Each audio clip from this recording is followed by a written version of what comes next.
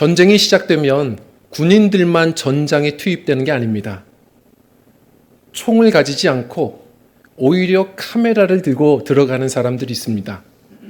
그들은 이제 군번줄을 차지 않고 오히려 자기를 드러내는 이 신분증을 목에 걸고 다니죠.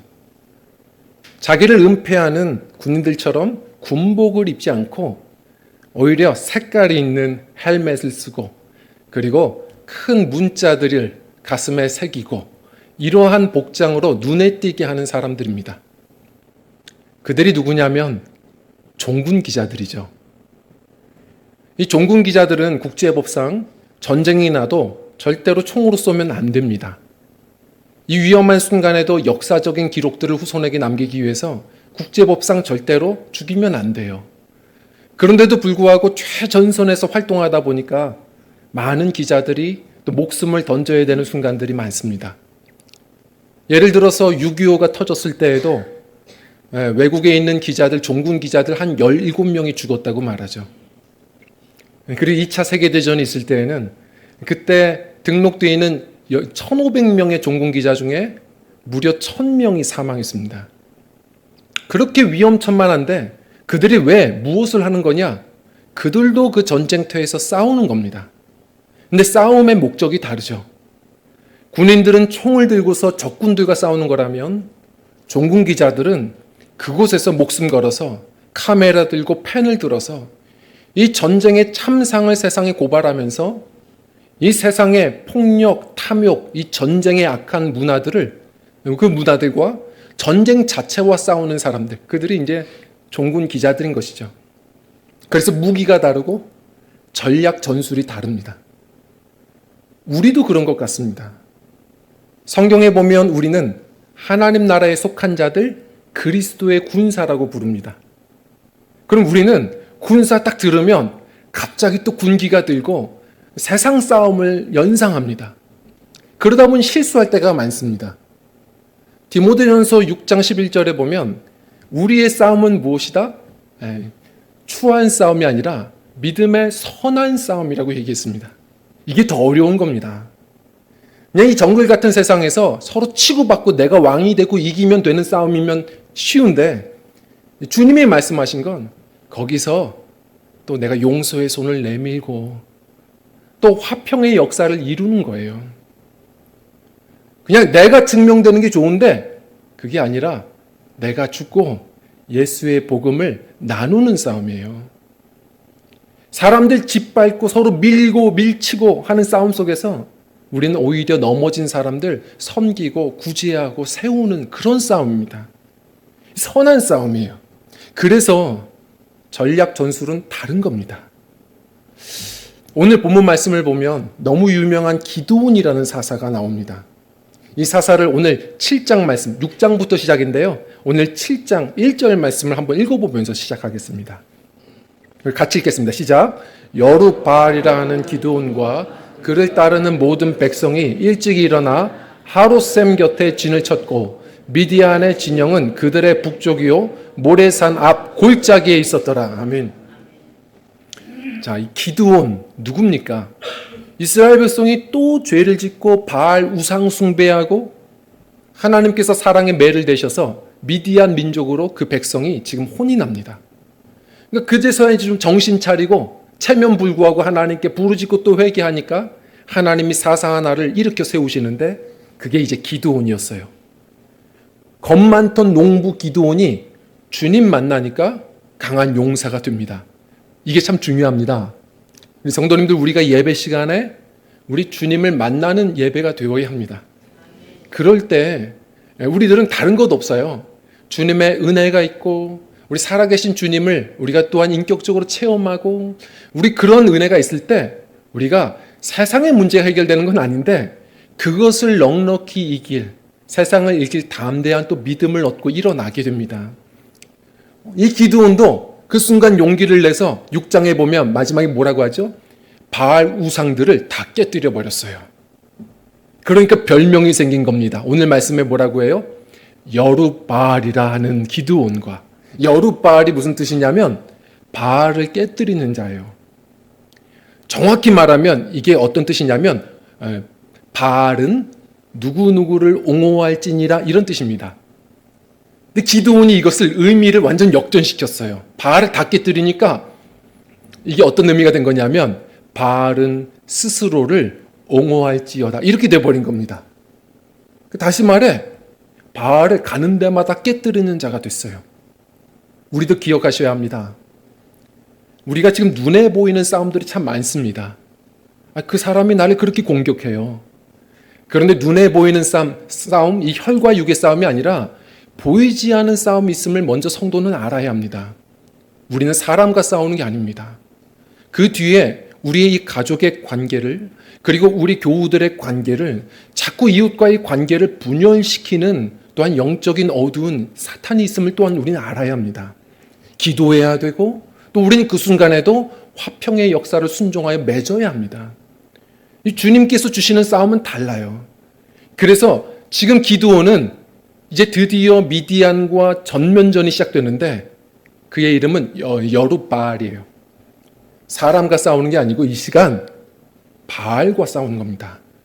그래서 우리도 마찬가지지만 지금 눈에 보이는 싸움을 넘어서서 우리는 악한 권세와 또 싸우는 거고 이 세상에 무릎 꿇고 있는 이 바알의 문화와 또 싸워야 하는 겁니다. 이 폭력, 음란, 이 세상에 보이지 않는 수많은 어두운 이 문화와 우린 또 싸워야 하는 이 소명을 얻었습니다. 그래서 우리가 기억하고 우리의 싸움은 좀 다르다. 많은 분들이 여기까지는 알아요. 무기가 다른 건 압니다. 우리 성도의 무기는 기도하는 것이지, 말씀이지. 여기까지는 아는데 대부분들이 전술에서 오해를 하세요. 우리의 전술도 다릅니다. 예수님은 십자가로 승리하셨도다. 십자가가 무슨 승리입니까? 근데 우리가 주님을 따르는 우리도 마찬가지입니다. 주님께서 허락하시는 승리는 달라요. 그래서 전술도 다릅니다.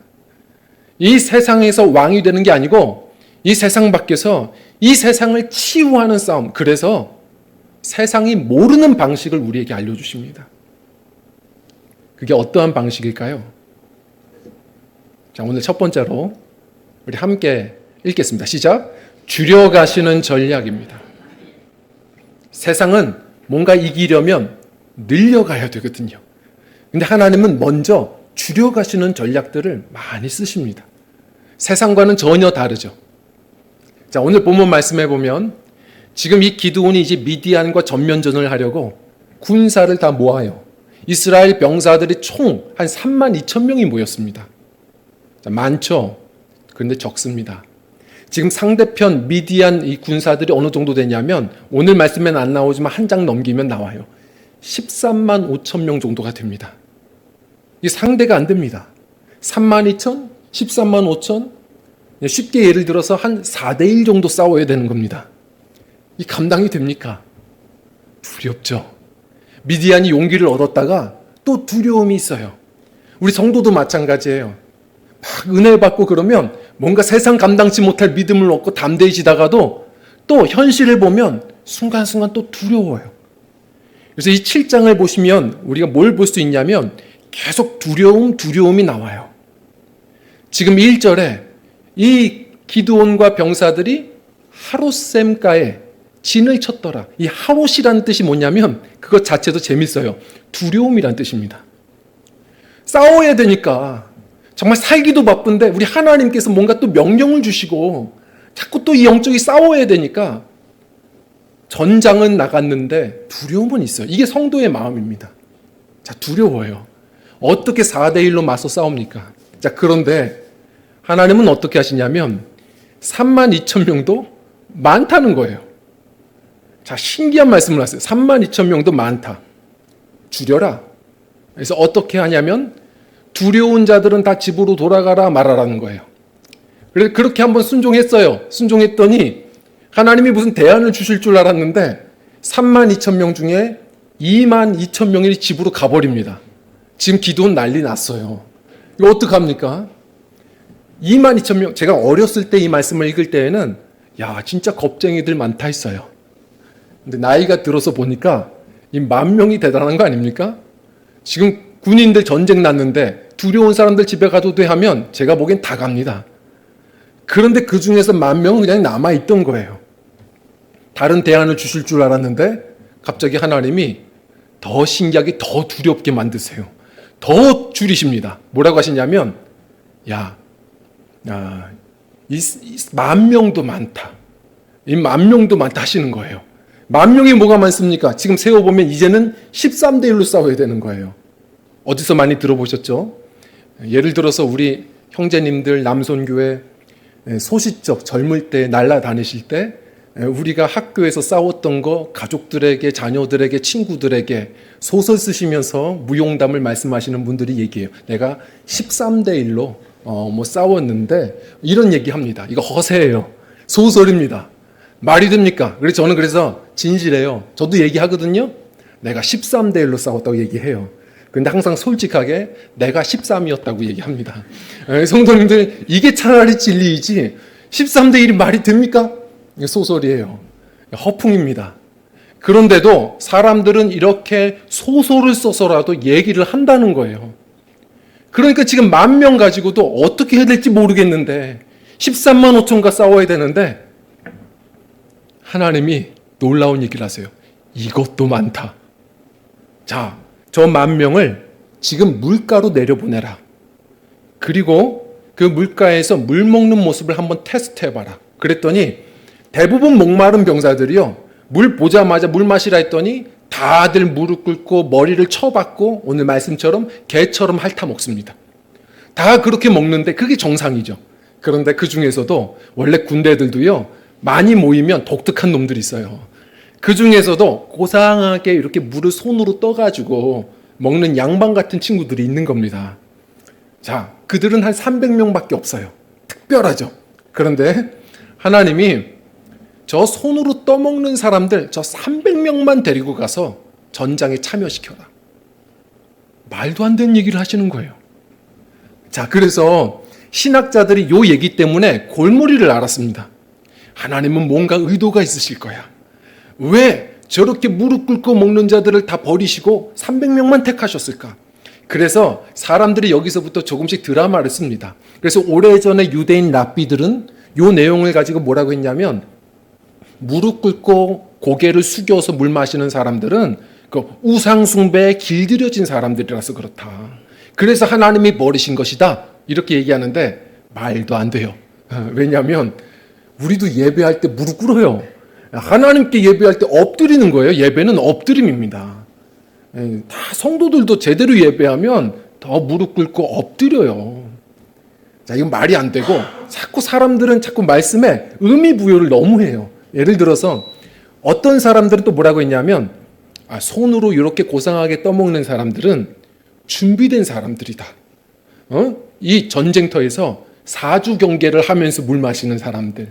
그래서 하나님은 이렇게 준비된 사람을 쓰신다. 저도 때로는 그렇게 얘기도 했거든요.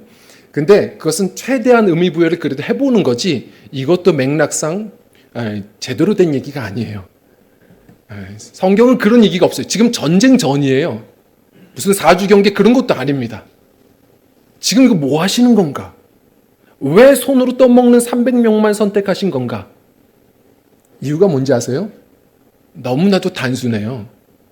그냥 줄이시는 게 목적이었어요. 우리 2절 말씀 읽어보겠습니다. 시작. 여호와께서 기드온에게 이르시되 너를 따르는 백성이 너무 많은 즉 내가 그들의 손에 미디안 사람을 넘겨주지 아니하리니 이는 이스라엘이 나를 거슬러 스스로 자랑하기를 내 손이 나를 구원하였다 할까 함이니라. 아멘. 하나님은 그냥 줄이시는 게 목적이셨어요. 꼭 기억하셔야 됩니다. 하나님은 2가지 목적이 있으세요. 우리를 사랑하시는 것, 그리고 또 하나 우리를 통해 하나님이 영광 받으시는 일이에요. 그러기 위해서는 우리가 늘 겸손하도록, 항상 예배자로 서도록, 그리고 우리가 아니라 하나님이 또 영광 받으시도록 때로는 세상이 모르는 방법, 우리의 것을 줄여가실 때가 많다는 겁니다. 하나님은 어떤 역사를 시작하시기 전에 세상의 방식과 달라요. 우리가 의지하던 것들을 오히려 더 줄여가실 때가 많아요. 오래전에 데이빗 보일이라는 사람이 숫자의 횡포라는 그런 글을 썼습니다. 저는 공감해요. 오늘날 세상은 현대인들은 아침에 일어나서부터 잠들 때까지 숫자의 횡포에 시달리다 산다는 거예요. 한번 생각해 보십시오. 아침에 일어나도 우리는 시계 없으면 활동이 안 돼요. 거기다가 우리는 간밤에 무슨 이메일이 왔나 점검하려고 보면 이메일 이 비밀번호를 기억해서 또 거기다가 적어야 돼요. 그리고 어디 가서 우리를 신분을 또 증명하려면 주민등록번호 우린 이야기해야 돼요. 차가 사고 나면 우린 차량번호, 운전면허번호 다 이야기해야 돼요. 내가 누군지 중요하지 않아요. 회사에 들어가면 이 사원증 번호를 우린 또 알아야 돼요. 그리고 통장에 있는 모든 비밀번호, 금고번호 모르면 우린 낭패를 봐요. 살다 보면 내가 누군지도 모르고 그냥 숫자로 사는 거예요. 오래전에 피타고라스가 앞으로의 세상은 숫자의 시대가 될 것이다. 숫자의 신을 섬기게 될 것이다. 그 시대가 지금 되고 있어요. 그러다 보니까 성도님들 어떠세요? 하루하루의 마음도 숫자가 우리의 마음을 지배합니다. 아침에 내가 이 하루에 천국과 지옥이 어떻게 결정됩니까? 주식하시는 분들은 아실걸요? 주식하는 분들은 아마도 그래프, 그 숫자 이걸 보고 확인하고 내 마음의 주가가 오르락 내리락 하시는 걸 볼 겁니다. 어떤 분들은 이제 뭐 인스타그램, 페이스북, SNS 하시는 분들은 간밤에 좋아요 숫자를 보시고 그리고 천국과 지옥이 결정되실 거예요. 우리는 이 숫자에 지금 지배되고 있다는 사실입니다. 그러다 보니까 바알이라는 신이 오늘날은 없다고 말하는데 천만에요. 이 세상은 더 바알 숭상을 얼마나 많이 하는지 모릅니다. 바알이라는 이 신의 별명이 뭐냐면 풍요의 신입니다. 더 많이 가지면 힘이에요. 숫자의 신입니다. 우리가 어느 순간부터 숫자로 우리의 마음이 인생이 결정되어 버린 거예요. 우리 신앙인은 성민의 자세로 살아야 되는데 똑같이 살아요. 우리 그 예배하고 말씀 듣고 결단하고 나가지만 한 주 살아가는 삶을 보면 주님을 의지하십니까? 우린 숫자를 의지해요. 뭔가 내가 가지고 있는 통장에 잔고 떨어지면 세상 다 망친 것처럼 낙심합니다. 주님은 여전히 계시는데. 그리고 내가 뭔가 숫자를 인맥을 갖든 어떤 성적표를 좋게 갖든 우리가 어떤 통장 잔고가 올라가든 숫자를 가지면 성도들이 기도도 안 해요. 내가 지금 이 세상 살만한 힘을 얻었거든요. 하나님께서는 이 세상의 방식, 이 숫자를 의지하고 살아가는 우리의 때로는 잘못된 우리의 마음들을 치료하시려고 때로는 가지고 있던 숫자들을 일부러 지워가실 때가 있습니다. 중요한 건 내가 지금 가진 것이 줄어드느냐? 이것 때문에 한숨 짓지 마시고요. 성도는 단 하나, 나의 소망 되시는 주님과의 관계가 멀어지는가를 보셔야 됩니다. 내가 지금도 말씀 안에 있다면, 내가 기도하는 중에 만난 줄어듦의 시간이라면 오히려 기대하십시오. 이 새총처럼, 늘 말씀드린 것처럼 새총처럼 뒤로 당기실 때도 있는 겁니다. 그러다 보면 때가 되어서 하나님의 방식을 우리가 만날 거예요. 더 멀리 갈 겁니다. 그래서 우리가 봐야 될 것은 주님과의 관계고 우리가 신뢰해야 될 것은 주님이세요. 따라하겠습니다. 수를 의지하지 말고 주를 의지하자. 다시 한번 외칩니다. 수를 의지하지 말고 주를 의지하자. 주님께서는 이 세상에 이 숫자의 신에 물들어 있는 우리를 때로는 끄집어내시고 세상을 치유하시려고 우리에게 전혀 새로운 방식, 믿음으로 사는 방식을 자꾸 가르치시는 겁니다. 교회도 마찬가지입니다. 제가 같이 공부하신, 나이는 좀 있으신 한 목사님, 친분이 있어요. 이 목사님이 상당히 독설가이세요. 그래서 늘 말씀드리지만 목사계의 김구라입니다. 그래서 아주 진실되게 얘기하시고 그냥 직설적이세요. 그래서 성도들이 목사님 지난주에 어디 감기로 아파가지고 제가 못 나왔어요. 그러면 나는 암 초기인데도 이렇게 나와서 목회하는데 어디 감기 가지고 그러냐고 화를 내시고 혼을 내요. 그러니까 위로를 기대하시면 안 되는 거죠. 그런데 상당히 바로 서 계세요. 그러니까 누가 말을 못하는 겁니다. 근데 복음도 성도들이 듣든 안 듣든 듣기 싫어하는 설교, 늘 회개 설교, 죄를 지적하고 심판에 대한 설교도 많이 하세요. 제가 그래서 때로는 목사님 그렇게 하시면 성도님들이 괜찮으세요? 교회 목회하는 거 괜찮다고 내가 복음만 제대로 전하면 되지 당당하세요. 저랑 스타일은 되게 다릅니다. 그런데 한 번은 코로나 이제 말미에 만나서 이렇게 물어봤어요. 목사님 교회는 요즘에 참 어려울 텐데 괜찮으세요? 그랬더니 우리 교회는 부흥하고 있다고. 이런 순간에도 성도들이 늘어나요? 그랬더니 아니 성도 수는 반토막 났어. 그래서 아니 그게 무슨 얘기예요? 그랬더니 아니 생각해봐. 이 기드온과 이 300처럼 하나님께서 복음 제대로 전하다 보면 또 가라지는 또 갈 수도 있는 거고 줄어들 수도 있는 거지. 그러다 보면 하나님께서 또 주시겠지. 아주 당당하십니다. 제가 그래서 이 모든 걸 공감하지는 않아요. 제가 보기엔 다른 이유도 있을 것 같은데 그러나 성도님들 그 한 말씀이 제 마음을 한번 두드렸어요. 그렇구나. 내가 목회를 한다면서도 때로는 저도 그렇더라고요. 자꾸 세상적인 거, 교회의 재정의 숫자, 교회 재적 인원의 숫자, 이것이 더 무서울 때가 있는 것 같아요. 예전에 옥하는 목사님이 소천하시기 전에 하셨던 말씀이 있죠. 한국 교회가 지금 이렇게 타락한 이유 중에 하나가 숫자의 신, 이 허수에 물들어 있다. 가짜 숫자에 자꾸 짓눌려 있다. 그래서 무슨 얘기냐? 두세 사람일지라도 주 이름으로 모인 곳에 주님이 함께 하시고 그러면 되는 교회고 음부의 권세가 해야지 못하는 교회인데 어느 순간부터 재정 숫자, 재적 숫자에 목회자들도 두려움을 갖는다. 그래서 자꾸 숫자만 많으면 큰 교회라고 생각하고 오히려 병든 교회도 많을 텐데 또 작은 교회는 건강한 교회도 있을 텐데 무조건 힘없는 교회라고 얘기하고 이것으로부터 성도와 목회자가 치유되어야 된다. 너무 멋있는 얘기였어요. 그러면서 뭐라고 얘기하셨냐면 얼마나 허수에 지금 물들어 있냐면 우리 교회가 전체 기독교 인원을 점검할 때가 있거든요. 교회 숫자, 성도들 각 종교마다 이렇게 숫자들을 점검할 때가 있는데 기독교 목사님들이 교회 성도 숫자들을 조금씩 다 뻥튀기 해요. 그래서 뻥튀기를 하셔서 우리 교회 예를 들어서 한 10배 뻥튀기 하시는 거죠. 저는 한 10명 정도 뻥튀기 하거든요.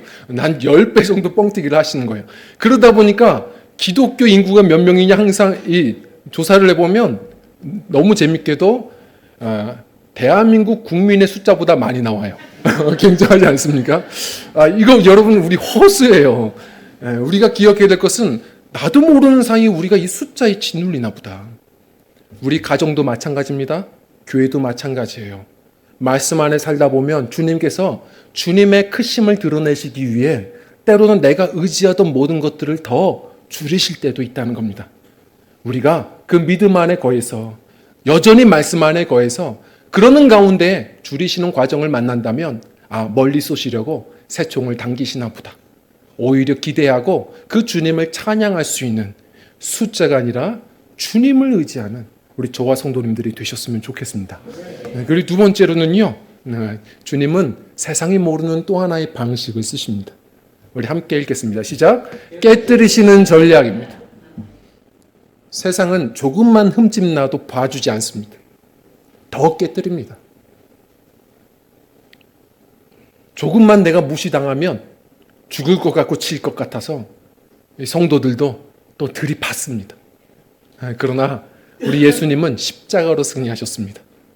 더 깨지고 죽는 겁니다. 그래서 때로는 깨지지 않고 죽지 않은 우리를 더 깨뜨리시고 죽이실 때도 있습니다. 요한복음 12장 24절을 보면 한 알의 밀알이 땅에 떨어져 죽지 아니하면 한 알 그대로 있거니와 죽으면 많은 열매를 맺느니라. 자, 근데 신기한 말씀이죠. 한 알의 밀알이 땅에 떨어져 죽지 아니하면 사실 이것은 말이 안 되거든요. 밀도 사실은 죽어요. 아십니까? 밀알도 유통기한도 있어요. 씨앗도 심어서 안 나는 죽은 씨앗이 있습니다. 근데 그 씨앗이 죽으면 어떻게 열매를 맺습니까? 그런 말이 아니에요. 성경에서는 어떤 얘기냐면 죽으면 뭐가 죽는 거예요? 우리의 겉껍질이 죽는 거예요. 그래서 죽는다는 건 깨지는 거예요. 다 깨지는 겁니다. 이 밀알도 올라가고 싶죠. 그러나 땅에 떨어져 죽어야 돼요. 자신을 증명하고 싶죠. 그러나 더 깨지고 죽어야 이 안에 생명이 일어나기 시작해요. 이 보배를 우리 질그릇 안에 두셨으니 이는 능력이 심히 큰 것이 우리에게 있지 아니하고 아버지께 있음을 알게 하려 하심이라. 성도님도 우리 안에 예수님이 계세요. 믿으십니까? 우리 안에 예수님이 계세요. 그렇다면 왜 나를 통해서 내 가족이, 내 주변의 직장에서 사람들이 예수님의 향기를 맡고 알아가야 되는데 왜 모를까요? 이 질그릇이 안 깨지는 겁니다. 자꾸 내가 올라와요. 자꾸 이 안에 내 뜻이 올라옵니다. 그러다 보니까 이 질그릇 안에 감싸져서 보화가 드러나질 않아요. 그래서 때로는 주님께서 우리를 위해서, 그리고 주님의 영광을 위해 자꾸 나 자신을 또 깨뜨리시는 전략을 이루어 가십니다. 우리 9절 말씀 한번 좀 읽어볼까요? 9절입니다. 시작. 그 밤에 여호와께서 기드온에게 이르시되 일어나 진영으로 내려가라. 내가 그것을 네 손에 넘겨주. 아멘. 지금 기드온이 겁나죠. 지금 감당이 안 돼요. 300명밖에 안 남았어요. 저기는 뭐라고 표현하냐면 해변의 모래알 같아요. 상대가 안 돼요. 그러니까 또 두려움에 하루샘에 깊이 거해 있는데 그때 그래도 기드온이 잘한 건 기도하는 거예요. 믿음의 사람들은 이 고민이 많을 때 고민만 한다고 답이 안 나와요. 곧바로 무릎 꿇으셔야 돼요. 그게 죽는 거예요. 바로 그냥 주님 앞에 무릎 꿇고 주님의 뜻을 구하는 거예요. 기드온이 주님 앞에 기도하는데 하늘 주님께서 어떤 말씀을 주세요. 그랬더니 9절 말씀대로 그가 일어나가 중요합니다. 많은 분들이 저는 이제 기도했습니다. 저 작정 기도합니다. 이 기도하는 게 다 죽었다고 생각하는데 아직 다 죽은 건 아니에요. 제대로 죽는 건 기도하고 주님 주신 말씀대로 일어나는 것까지 하셔야 돼요. 많은 분들이 그냥 기도만 해요. 기도해야 돼요. 기도해야 되지만 그때그때 주시는 말씀이 있으면 일어나는 것까지 하셔야 돼요. 그게 내 뜻과 다르니까 계속 그냥 버텨요. 그래서 기도만 하는 것도 고집이라고 말하는 겁니다. 기도하고 그때그때 주시는 말씀대로 또 일어나 나가 보셔야 돼요. 내 뜻이 죽고 주님의 다른 뜻이 그대로 한번 이루어질 때 내 안에 말씀이 예수님이 드러나는 은혜가 시작됩니다. 바로 그 역사가 시작됐어요. 그래서 기드온이 순종하였더니 지금 역사가 일어나는 거예요. 많은 분들이 그냥 고민만 해요. 바로 죽어야 돼요. 기도하고 순종해야 된다. 고민만 한다고 답이 나와요? 안 나와요. 예전에 TV 방송 중에 이제 먹방이 있었는데 그 농구 선수 그 현주엽 선수가 있어요. 등치가 크죠. 은퇴하고 나서 얼마나 또 많이 먹었어요. 또 이렇게 몸집이 커졌는지 몰라요. 잘 먹죠. 그런데 한 번은 그 출연진들과 함께 그 탕수육을 먹는 시간이었습니다. 보셨습니까? 탕수육 언제나 맛있죠. 자, 그런데 이제 출연진들과 함께 탕수육을 보자마자 세상에서 가장 어려운 난제가 시작됐어요. 무엇입니까? 부먹이냐, 찍먹이냐예요. 자, 이걸 부어 먹어야 되냐, 찍어 먹어야 되냐. 이것 때문에 신랄하게 서로가 막 논쟁하고 싸웁니다. 근데 그 순간에도 현지엽 씨는 계속 먹어요. 먹습니다. 그래서 사람들이 야, 너도 방송하는데 좀 얘기해봐라. 너는 부먹이 좋냐, 찍먹이 좋냐, 어떤 게 맞다고 생각하냐 그랬더니 명언을 남겼습니다. 그런 거 고민할 때 하나라도 더 먹어. 이게 정답입니다. 어거스틴이 뭐라고 했냐면 너무 오랫동안 우리 고여진 고민, 계속 반복되는 고민은 하나님이 주시지 않은 것일 수 있다. 우리를 오히려 뼈를 상하게 하고 오히려 순종하지 못하게 하는 것. 그래서 바울이 말한 대로 빌립보서 말씀대로 아무것도 염려하지 말고 기도와 간구로 빨리 나가야 돼요. 순종으로 나아가야 돼요. 그럴 때 하나님의 다음 스텝들이 보이기 시작해요. 하나님께는 이미 준비되어 있어요. 하나님께서 주시는 선물들, 이 세 가지를 만나실 거예요. 이 세 가지가 뭐냐면 세 가지 축복, 저는 세 가지 기억으로 표현합니다. 자, 무엇이냐면 따라하겠습니다. 이제 따라해 볼게요. 이 세 가지 기억 하나씩 우리가 생각해 보면 이게 놀랍습니다. 한번 따라해 볼게요. 계획, 격려, 권능. 이 세 가지 기억을 만나는 겁니다. 자, 말씀을 보면 8절에도 미디안 진영은 그 아래 골짜기 가운데 있었더라. 1절, 8절, 12절 신기하게 계속해서 미디안이 골짜기 아래 모였다라고 얘기합니다. 우리는 다 몰라요. 우리가 순종하고 기도하고 가다 보면 뭔가 하나님은 일을 하고 계세요. 지금 어쩌려고 저러시나. 300명밖에 없는데 오히려 한 대에 지금 골짜기 아래 모아두세요. 하나님은 한 번에 해결하실 무언가의 계획이 있으신 거예요. 우린 다 몰라요. 계속 한 걸음 한 걸음 주의 말씀은 내 발의 등입니다. 한 걸음 걸어갈 수 있는 기도할 때마다 단 하나 작은 발걸음의 순종을 우리에게 알려주시는 겁니다. 자, 주님께는 계획이 있어요. 자, 그리고 또 순종해 보면 뭐라고 하세요? 기도오나 너 두렵지? 그러면 저 미디안 잠자고 있는 저 진영으로 내려가 봐라. 아니 지금 기도하는데 더 두렵게 지금 저 미디안이 두려운데 미디안 진영에 혼자 답사가랍니다. 하나님께서 주시는 말씀은 때로는 되게 부담스러워요. 그런데 또 순종해 보는 거예요. 그러다 보면 결국 승리는 주님이 하실 것이고 그것까지 우리가 참고 기도하고 기다릴 수 있도록 격려도 주세요. 우리 말씀을 보면요. 뭐라고 이야기합니까? 그곳에 딱 도착했더니 13절 14절에 보면 기드온이 그 진영에 도착했는데 그 병사들 미디안 병사들이 서로 이야기하는 것을 몰래 듣습니다. 한 병사가 딱 잠에서 깨가지고 친구에게 얘기해요. 내가 꿈을 꿨는데 한 보리떡이 미디안의 장막을 치더라. 정확하게 말하면 보리떡 한 덩이가 아니고 이 보리빵, 말라 비틀어진 보리빵이라는 의미입니다. 그러니까 다시 말해 이런 거예요. 이 보리빵이라는 것은요, 그 이스라엘 사람들 가장 서민들이 먹는 빵이에요. 먹고 살아야 되니까 가장 거칠게 만들어요. 지금 미디안에게 계속 쫓김받으면서 도망다니면서 씨 뿌리고 어떻게든 얻어서 만든 빵이에요. 가장 거친 빵, 가난한 사람들이 먹는 거. 그것도 소망이 없어. 언제 만들어졌는지도 몰라. 말라 비틀어져 있어요. 이게 이스라엘 상황입니다. 근데 그게 굴러 들어와서 미디안 유목민들의 장막을 쳤다는 거예요. 오히려 그 사람이 그래서 해석까지 해요. 기드온이 이기나 보다. 이 이야기를 딱 듣자마자 기드온이 갑자기 용기가 막 일어나고 하나님의 사인으로 여겨서 자신의 진영으로 돌아가 바로 전투 채비를 합니다. 그래서 승리하죠. 기드온이 어떻게 합니까? 300명 가지고 뭐 해요? 이제 권능을 만나요. 야, 이거 보니까 이 싸움은 우리의 싸움이 아니다. 하나님이 하시나 보다. 자, 우리 준비하자. 어떻게 하냐면 주님께서 하시도록 우리는 횃불을 준비해라. 그리고 항아리 준비해라. 횃불을 다 항아리 안에다가 숨기고 그렇게 밤에 진영을 둘러싸고 있다가 뭐라고 해요? 밤 이경. 유대인들은 전체 12시간 밤을 딱 4시간씩 해서 3경으로 나눕니다. 로마 시간은 3시간씩 해서 4경으로 나눠요. 그런데 유대인들은 4시간씩 3경으로 나누죠. 그 이경은 뭐냐면 가장 어두울 때예요.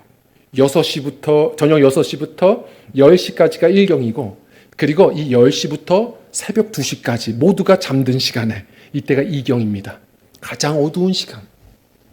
그것도 2경 초에 보초병들이 바뀌는 순간에 기드온이 사인을 주죠. 여호와를 위하라. 기드온을 위하라. 다들 갑자기 그 소리 듣자마자 이 선포를 따라하더니 한 번에 함성과 함께 이 항아리를 깨뜨려 버립니다. 그랬더니 이 질그릇이 깨지니 그 안에 빛이 드러나기 시작해요. 주님께서 하시는 싸움이죠. 다 자다가 미디안 병사들이 골짜기 아래에서 놀래버렸어요. 다가오는 이 보초병들이 자기 편이 아니라 적군인 줄 알았던 것 같아요. 두려움에 서로가 찌르기 시작하는데 이 자결전들이 일어나기 시작합니다. 이스라엘 병사는 손 하나 댄 적이 없어요. 하나님의 싸움이에요. 결국 큰 권능의 승리, 이 300명은 하나님의 승리를 전파하는 자들, 주님을 예배하는 자들로 선 것입니다. 성도님들, 오늘의 이 말씀을 우리가 또 기억해 봅니다. 제가 이 말씀을 묵상하면서 그렇구나. 우리가 그리스도의 군사라고 하지만 우리의 싸움이 아니구나. 사실 우리 인생의 승리는 주님이 주시는 거 아닙니까? 예수님이 이기시는 거예요. 우리가 해야 될 일은 그저 주님을 따르는 것, 기도하고 순종하는 것. 그리고 주님께서 승리하실 때 그 승리를 만방에 전하는 것. 하나님 나라의 종군 기자들로 우리를 부르셨습니다. 우리의 무기는 다릅니다. 우리에게 주시는 명령도 다릅니다. 가정 안에서 누가 잘났냐? 네가 잘났냐? 내가 잘났냐? 어떻게든 흠집나지 않으려고 나를 변호하고 싸워서 이겨먹으려고 하고, 부부가 싸워봐야 누가 이깁니까? 누구도 승자도 없고 패자도 없고 다 지는 거고 결국은 마귀만 이기는 겁니다. 우리가 이 싸움에서 결국 주님께서 명령하시는 것은 화평의 손을 내밀고 용서하고 내가 죽고 내가 깨져서 내 안에 예수님의 빛이 드러나는 그런 은혜가 우리에게 있어야 합니다. 성도님들, 오늘 말씀에도 이야기하죠. 여호와를 위하라, 기드온을 위하라. 죄송하지만 이것은 다음에 나누겠지만 저는 이 기드온을 위하라는 이것은 조금 뺐어야 한다고 봅니다. 안타까워요. 왜냐하면 이것이 복선입니다. 그냥 여호와를 위하라 했어야 되는데 기드온이 다 깨지진 않았어요. 이것 때문에 이 다음에 기드온이 말년에 또 넘어지게 됩니다.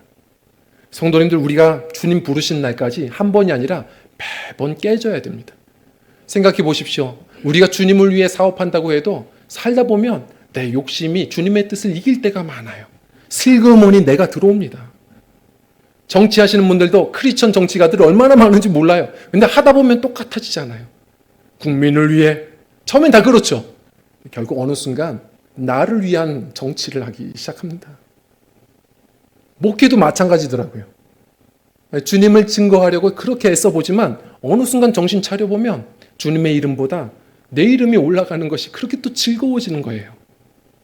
평생 깨져야 됩니다. 그래야 겸손하게 주님 부르실 때까지 주님의 빛을 드러내는 횃불들로 쓰임받는 줄 믿습니다. 우리는 그리스도의 종군 기자임을 믿고, 성도님들, 종군이 뭡니까? 잘 따르는 거예요.